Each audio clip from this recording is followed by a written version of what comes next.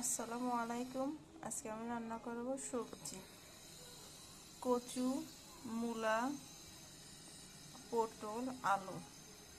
তরকারি রেডি। এখন দিয়ে দেবো পেঁয়াজ আর রসুন বাটা,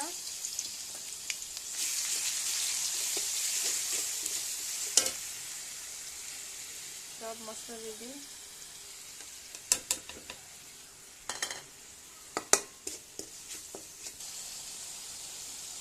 মশলা কষানো শেষ, তরকারি দিয়ে দিব।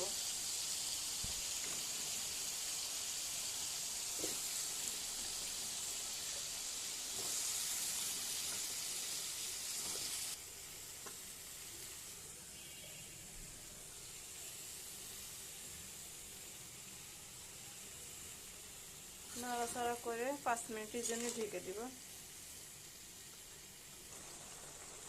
তরকারি কষানো শেষ, এখন পানি দিয়ে দিব।